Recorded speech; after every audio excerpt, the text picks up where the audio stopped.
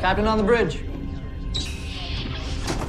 Alright, captains, we are back here on the bridge, and today, yes, we got something to go over from Star Trek Online X feed, so on screen. Yes, caps, before we get into this video, do us a huge favor, hit that like button, help this video and the channel out, and also if you're new here, welcome. Consider subscribing here to the YouTube bridge, where we're always on the lookout for like-minded captains share love, passion for Star Trek Online, but also things Star Trek. Now, with that said, here we go. I know, caps, you've already seen the thumbnail. We're going to leave that for the end, but first we have some ECs to drop, so we will start with that. So here are the patch notes for PC today. So here we go. This was for October 8th. This was actually yesterday as a drop of this video. So for PC, they've adapted. Etherian humanoid enemies have gained access to the adaptation mechanic. This excludes most construct types and the Etherian security encountered in Axiom. This mechanic has not been added to special encounters and boss fights in order to maintain their current expected flow. Added necessary content, mechanics to Axiom, and best laid plans to auto-display the remodulator and provide tutorialization for the adaptation mechanic. So sure, I mean, they're bored Konians now, so why not? Next up, General Spirit of Sacrifice Universal Console Trafalgar. So passive effects of this console have been changed to always be active, which you'd think that would always be active anyways, but sure. Passive weapon power cost reduction has been reduced to 50%. Base recharge time for this console has been reduced to 60 seconds, but it is now also has a minimum cooldown of 25 seconds. Cooldown reduction provided by the active ability now applies to the bridge officer abilities, captain abilities, and lance abilities. Add an additional periodic recharge reduction effect that restores an additional 2% cooldown to those same abilities every second for 25 seconds after activation. Known issue, and not all text descriptions have been updated on this console item. So that is quite a lot. So hopefully to those captains who have the ship, we don't. And it's probably a ship that we're probably not going to get, but not to say that it's not on the list. I guess not get anytime soon, I should say. But it's a beautiful looking ship, 100%. But we'll move on here. So fix an issue that was preventing the radiolith omnidirectional phaser beam array from appearing as a reward from the last generation weapon packs.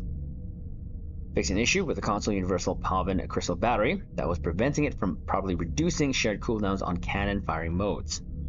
Modify the effects of the Breen's free fire starship trait due to recent change in fire at will cooldowns. This now only adds 5 seconds to your duration of fire at will instead of 9 to coincide with recently reduced shared cooldown timers. Interesting. Again, we don't have the Breen thought. It is on the list for that trait itself. Maybe going to be next year. Who knows? Remove the normal versions of the featured TFOs from the event as they weren't eligible for daily progress rewards. Added ultimate tech upgrades for Mud's market items. So the Voth exosuit and transmitter 1 now comes with the ultimate tech upgrade. Next up, the 3189 dress uniform. So the 3189 dress uniform unlock will now allow the pants and boots from the 3189 set to be unlocked as well. Added Starfleet 3189 pants and boots to 3189 Admiral uniform. Best laid plans episode. So Tossing Faye is now correctly immune to control abilities. Updated the display names of some powers used during the fight with Tossing Faye. Updated Golar Bex's display name that appears when targeted. Added missing regeneration abilities to Korn, Jirok, and Shone, allowing them to regenerate health and shields when not in combat. And lastly, for the TFO Shattered Piece, fixed an issue preventing players from completing the TFO. Never had a problem, but we've only ran this like 2-3 times. Fixed an issue with Kittimer's Strike Force objective not correctly completing when certain shifts became disabled.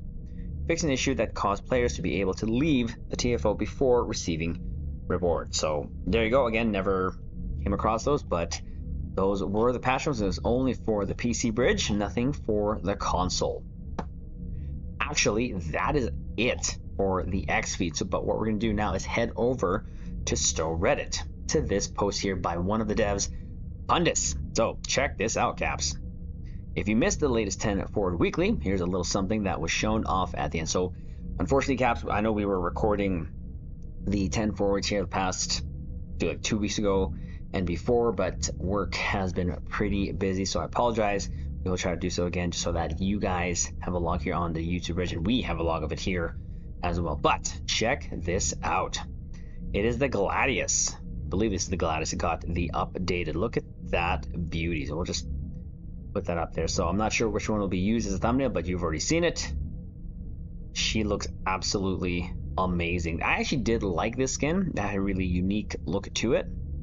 So I'm not sure if this means there's a legendary saber somewhere, but I like the look of it. I really do. And the work that they're putting into Star Trek Online right now is absolutely amazing. I will kind of circle back to the patch notes here as they were talking about some of the remove the normal versions of TFO. So I say that to say that there has been elite versions been removed from the game. So more likely crystalline entity. I would really love to have crystalline entity elite back so that we can really play that one and see how it is nowadays. Probably still going to steamroll it, but that's not the point. Advanced is just way too easy.